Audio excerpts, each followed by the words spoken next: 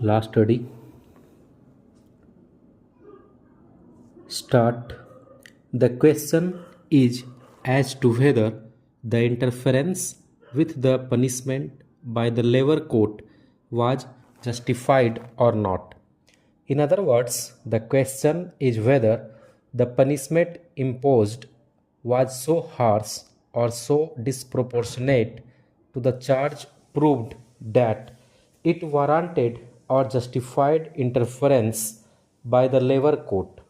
Here, it had been clearly found that the employee during work had hit his superior officer with a tension a screw on his back and on his nose, leaving him with a bleeding and broken nose. It has also been found that this incident was followed by the unauthorized absence of the employee. It is in the context of these charges found established that the punishment of termination was imposed on the employee. The jurisdiction under Section 107A of the Act to interfere with punishment when it is a discharge or dismissal can be exercised by the labor court only when it is satisfied that the discharge or dismissal is not justified. Similarly, the High Court gets jurisdiction to interfere with the punishment in exercise of its jurisdiction under Article 226 of the Constitution of India only when it finds that the punishment imposed is shockingly disproportionate to the charge proved. This court, after referring to the scope of interference with punishment under Section 11A of the Industrial Disputes Act, held that the labor court was not justified in interfering with the order of removal from service when the charge against the employee stood proved.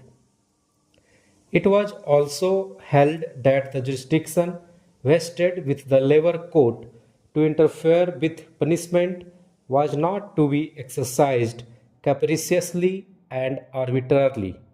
It was necessary in a case where the labor court finds the charge proved for a conclusion to be arrived at that the punishment was shockingly disproportionate to the nature of the charge, found proved before it could interfere to reduce the punishment.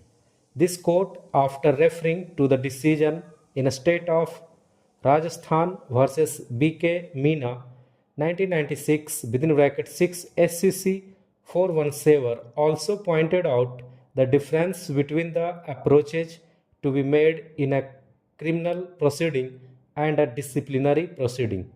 This court also pointed out that when charges proved were grave vis-a-vis the establishment, interference with punishment of dismissal could not be justified.